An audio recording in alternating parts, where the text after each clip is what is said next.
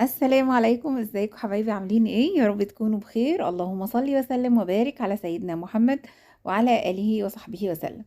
النهارده هنعمل شوية تجهيزات بسيطة كده برضو ان شاء الله هتنفعكم، وهقول لكم على حاجات كده انا اول مرة اعملها. يعني انا الكوبيبة النهارده دي عملتها قبل كده، اللي هي الكوبيبة اللي باللحمة، لكن النهارده هعملها الكفر الخارجي بتاعها مش باللحمة خالص، بالبرغل. وهنعمل عليه مكون كده تاني، وهقول لكم كل البدائل اللي ممكن نعملها. بقالي فترة كده بشوف في الفيديوهات على اليوتيوب الكبة او الكوبيبة يعني بتتعمل الكفر الخارجي بتاعها بالبرغل، وفي ناس بتعمل معاها سميد، وفي ناس بتعمل معاها بطاطس مهروسة، وفي ناس بتعمل معاها عيش. فقلت ايه اجرب. ناس كتير كاتبين كده في الفيديو ان الكوبيبة بالطريقة دي بتبقى كويسة جدا وما بتفكش خالص، وقلت في نفس الوقت موفرة بقى، علشان كمان اللي باللحمة لازم تتفرم كذا وش كده عشان تبقى ناعمة، والطريقة دي مش محتاجة مكنة خالص ولا محتاجة مفرمة. يعني هي عايزة بس ايه تقعدي تعجني فيها شوية كتير كده علشان تديكي النتيجة اللي انت شايفاها. بصراحة انبهرت جدا بالنتيجة، الطعم حلو جدا برضو. وهقول لكم على كل الملاحظات اللي ممكن نعملها واحنا شغالين. تعالوا بينا نشوف هنعمل ايه النهاردة مع الكوبيبة المقلية.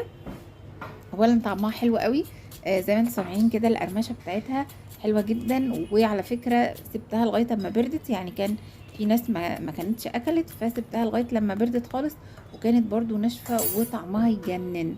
تمام. كمان زي ما انتم شايفين كده من جوه ما شاء الله تبارك الله، بجد حلوه قوي وتجربه حلوه ولذيذه. هي بتاخد وقت شويه في التشكيل، ولكن انا عشان شكلتها بنفس شكل الكوبيبه. بصوا هي دي الوحيده اللي شققت مني، والتشقيق ما كانش يعني فظيع قوي، فتعتبر ما فكتش خالص في الزيت. وزي ما انتم شايفين القرمشه برضو تجنن.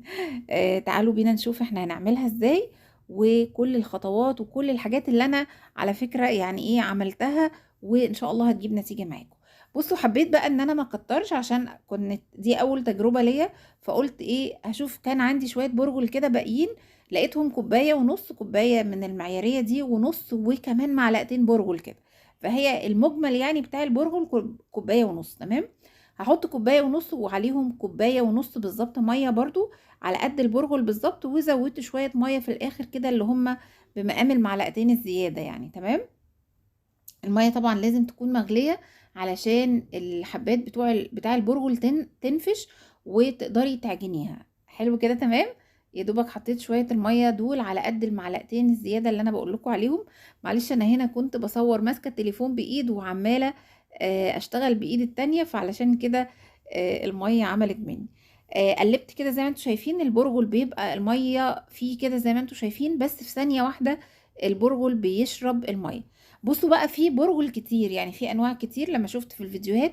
طبعا في برغل ممكن ياخد ميه تاني منك زياده، وفي برغل لا هو يا دوبك كوبايه بتاخد كوبايه وبس.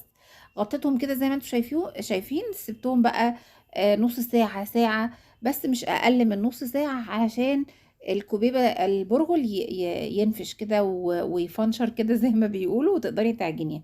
تمام. دي بصلايه متوسطه وفرمتها، بس علشان هي كانت بصلايه واحده في الكبه فما اتفرمتش قوي، لكن هي عايزه تبقى بصلايه ناعمه خالص خالص عشان ما تبانش. لكن دي عشان كمان البصل الاحمر فبان شويه كده في الكوبيبه من بره، بس برضو عادي. البرغل يعني عمل خالص وبقى طري يعني يتعجن. حلو الكلام. حلو الكلام. تعالوا بقى نشوف هنعمل ايه. اولا التوابل اهم حاجه، توابل الكوبيبه او البرغل يعني. اهم حاجه في التوابل البابريكا، وحطيت شويه ملح وشويه كمون. كمان لو انت عندك بقى بهارات كوبيبه، في بهارات كوبيبه مخصوص، لكن طبعا انا كانتش عندي عشان انا عملتها كده فجأة يعني، فقلت ايه استكفي بالبهارات اللي عندي. طعمها حلو، بس زي ما بقولك كده لو كان في بهارات كوبيبه كانت هتدي بقى الطعم الخطير يعني. حطيت كمان فلفل اسود والملح بتاعي، وعجنت بقى كله بالبهارات دي. مرضتش اصور اللحمه وانا بعصجها علشان ما تاخدش معايا وقت في الفيديو. بس عايزه اقول لكم ان لحمه الكوبيبه بتتعصج من غير سمنه خالص، علشان الدهون اللي بتبقى موجوده في اللحمه. دي بطاطسايه متوسطه على كل كوبايه برغل يا بنات بنحط بطاطسايه. تمام. في ناس بقى بتعمل بدل البطاطس عيش شامي، وبتحطه برضو في ميه مغليه ولغايه لما يبقى زي العجينه كده، وتحطه على البرغل. تمام. في ناس بتحط بقى السميد او اللي هو دي بتاع البسبوسه، بس ده انا ما جربتوش بصراحه خالص. دي زي ما قلت لكم ده اول تجربه ليا والحمد لله نجحت، علشان كده قلت اشاركها معاكم. ما كنتش اصور غير لما اشوف الاول الكوبيبه هتنجح بالطريقه دي ولا لا، وبعدين رجعت قلت ايه هصور واشوف النتيجه في الاخر هتبقى ايه. حطيت هنا كمان 4 معالق صغيرين نشا عشان تديني القرمشه في الاخر. وعايزه اقول لكم بقى في الوقت ده لو انتوا عجنتوا زي ما انتوا شايفين كده ولقيتوا العجينه ناشفه في ايديكم، ممكن تحطوا لها معلقتين 3 ميه، تنزلوا بايديكم بالمعلقه، يعني مش بكميه كبيره من الميه، على حسب البرغل ده انا قلت لكم قبل كده ان هو برغل الضحى. تمام. هتجيبي بقى زيت وتقومي عاملاه يا اما على الكوبيبه كلها يا اما على ايدك كده وتشوفي. الكوبيبه كانت بتلزق شويه بس برضو في نفس الوقت متماسكه. طيب ايه بقى السر اللي هيخليني اعرف اذا كانت العجينه بتاعتي كده تمام ولا لا؟ السر ان انتي لما تيجي تفتحي الكوبيبه كده بايدك ما تشققش معاكي. حلو. ولو شققت برضو هقولك تعملي ايه. حلو الكلام. فتحتها كده زي ما انتم شايفين. انا مش خبيرة في تشكيل الكوبيبة على فكرة، انا كنت ممكن اعملها كورة كده بس من غير ما اعمل شكل الكوبيبة المعتاد يعني، ولكن قلت ايه يعني هحاول معاها عشان اطلع الشكل حلو ويبقى ايه المنظر حلو كده في الفيديو. لكن عادي جدا يا بنات ممكن تعملوها كورة، يعني تحشوا اللحمة بكورة. بصوا انا زي ما قلت لكم كده ما اناش خبيرة. بصوا اهي، يعني كورتها وعملت لها بوز من الناحيه دي كده وبوز من الناحيه التانية علشان الشكل المعتاد بتاع الكوبيبه. ولو اتفتحت كده ولا حاجه يعني لميها بايدك. معلش ما خدتش بالي ان التصوير مش باين زي ما قلت لكم كده، او انتوا واخدين بالكم ان الكوبيبه عادي لو اتفتحت اقفليها يعني. بصوا عملتها شكلتها اهي. لو لقيتي بقى اي حاجه متشققه تمام هتعملي ايه؟ هتحطي طبق كده جنبك فيه ميه، وبصباعك كده هتقومي مملسه على الكوبيبه، هتنعم خالص ومش هيبقى فيها اي مشكله. كمان خدت بالي ان انتي لما بتسيبيها بقى شويه كده، انا حطيت على الصينيه، فلما بتسيبيها بتنشف بقى يعني بتجمد، ما بتكونش طريه زي لما بتبقى لسه عجينه، لان هي لما بتشم الهواء طبعا بتنشف شويه كتير معاكي. حلو الكلام. هنحط هنا بقى كمان اللحمه دي تاني واحده اهي. انا عملت طبعا الكميه كلها بس طبعا ما رضيتش اطول عليكم، وزي ما قلت لكم كده التشكيل بقى بتاع الكوبيبه ده براحتكم. بصوا يعني انا ما رضيتش اشيل المقطع ده زي ما انتم شايفين اهي بتلزق، وعادي انا عملتها. يعني انا ايديا هنا تقريبا نسيت في المره دي ان انا ادهن ايديا زيت ولزقت معايا زي ما انتم شايفين، ولكن برضو العجينه حلوه جدا طيعه في ايديكم تخليكم تشكلوا الكوبيبه عادي جدا سهل جدا. مش عايزه اقول لكم بجد انا اتبسطت جدا من التجربه دي، وهكررها بقى ان شاء الله بكميه اكتر. كمان مش بتاخد كميه لحمه كتير، يعني ده كيلو لحمه، ما خدتش حتى ربع كيلو لحمه. وقلت ان شاء الله بقى هعمل بالباقي ده سمبوسه يعني. وهي زي ما انتم شايفين تقدروا تشكلوها بقى كبيره صغيره عشان على حسب قصدي الحجم اللي انتوا عايزينه. ماشي يا بنات.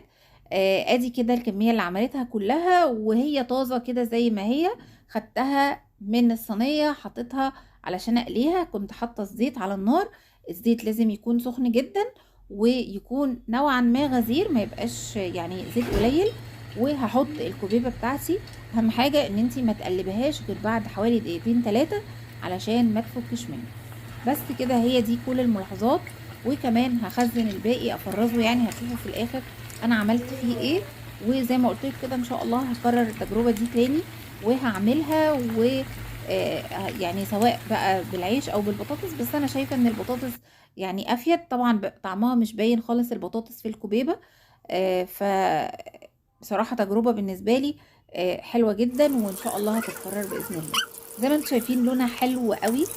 وكمان سمعت صوتها في الاول ما فرطتش خالص قوي، يعني بلغه الشام ما فكتش تمام في الزيت. ودي كانت اهم حاجه واهم خطوه بالنسبه لي ان الكوبيبه ما فكتش في الزيت، ودي طبعا علامه من علامات نجاح. ماشي يا بنات. ان شاء الله طبعا هنعمل مع بعض اللي متفرزه. طب اللي متفرزه بقى هنطلعها هنعملها ازاي؟ اللي متفرزه هيكون الزيت سخن جدا، وبعدين هتبداي توطي بقى شويه كده علشان ما تتحمرش وما تستويش هي كده كده الكفر هو بس اللي عايز يستوي، لكن كده كده اللحمه مستويه. حلو الكلام. بس كده خلاص خلصت الطاسه اللي انا بقليها دي، والباقي زي ما قلت لكم هحطه. طبعا بتحطيه في علبه كده. بص هي دي الحته اللي شققت، بس زي ما قلت لكم كده الكوبيبه زي ما هي.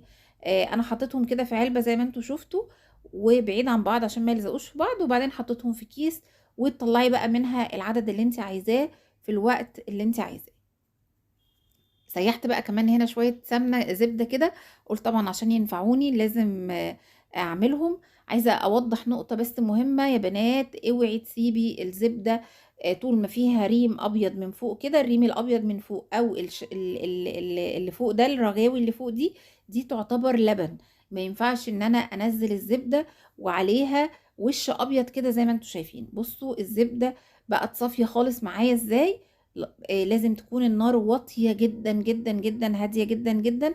بصوا المرتة بتاعتي لسه فاتحة، علشان كده لسه هقعد اقلب فيها، وزي ما انتم شايفين في رغاوي لسه ابيض على الوش برضو.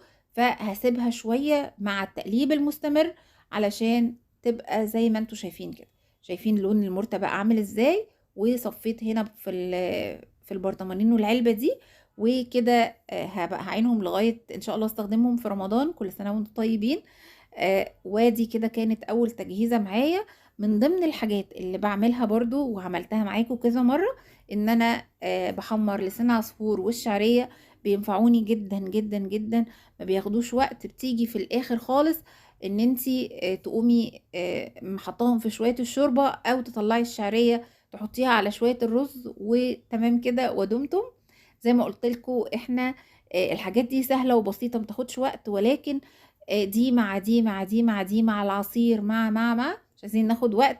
وزي ما قلت لكم كده المره اللي فاتت، عايزه افكر البنات اللي ما شافوش الفيديو اللي فات، ان اهم حاجه في وقت العباده الوقت اللي بعد العصر. الوقت ده اللي كل الامهات وكل البنات بيبقوا واقفين في المطبخ، فمش عايزين نضيع الوقت ده. بعد صلاه العصر اقفي شويه كده حلوين علشان تقري شويه قران او تذكري ربنا.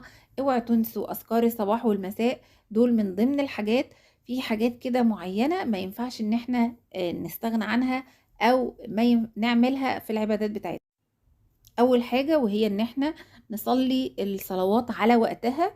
وبالنسبة لنا احنا كبنات، الصلاة على وقتها ساعة لما نسمع الاذان ونصلي على وقتها بناخد ثواب الجماعة، وبناخد ثواب ان احنا بنصلي في المسجد، وبناخد ثواب كتير جدا جدا. بس البنات الصلاة بتاعتهم تبقى على وقتها. اسمعي الاذان، سيبي اللي في ايدك كله واجري صلي. الشعرية اتحرقت مني بس عادي، ما يجراش حاجة. اتحرقت مني شويه كده لان انا ما قلبتش فيها. لازم تقلبي فيها كويس قوي، وتكون النار هاديه. بتاخد وقت شويه، ولكن معلش ايه، اقفي يعني عليها شويه عشان تخلصي منها مره واحده. اتلسعت مني شويه كده، وبعدين بدات بقى وقفت قدامها. تمام يا بنات. كمان من ضمن الحاجات المهمة جدا أذكار الصباح وأذكار المساء، والأذكار اللي موجودة بعد كل صلاة، اللي في دبر كل صلاة. دي برضو من الحاجات المهمة جدا جدا جدا، لازم تحافظي عليها. آه، يا رب إن شاء الله ربنا يبلغنا رمضان وإحنا في أتم صحة وعافية. أشوفكم على خير. كل سنة وإنتم طيبين. مع ألف سلامة.